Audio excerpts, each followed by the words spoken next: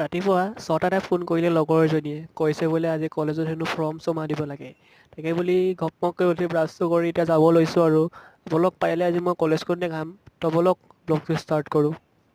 ৰাতিপুৱা সোনকালে উঠি গা ধুবলৈ কাৰ কাৰ মন যায় কমেণ্ট কৰি জনাবচোন। ডিঙি লগে ভাত এগাল গিলি যাওঁ এতিয়া কলেজলৈ ওলাই।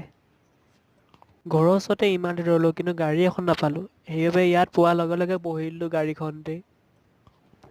গাইজ মনত পৰিছেনে আমি যে এনেকৈ মেট্ৰিক দিছিলোঁ সেই কিন্তু ইহঁতৰ মেট্ৰিক নহয় কিন্তু প্ৰি টেষ্টহে হৈছে মেট্ৰিক দিয়াৰ নিচিনা হৈছে। তো আহি লাহোৱাল পাই গ'লোহি। ইয়াতে ৰৈ থাকোঁতে বাংমা ল'ৰা এটা লগ পাই গ'লোঁ আপোনালোক ভাবিছিলোঁ মই কলেজখনতে খাম বুলি কিন্তু নোৱাৰিলোঁ মোবাইল এলাও নাই কৰা বোলে।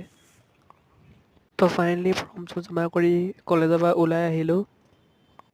তো ঘৰ আহি পাই গ'লোঁ আৰু চাওক মোক ৱেলকাম কৰিবলৈ কোন ৰখি আছে।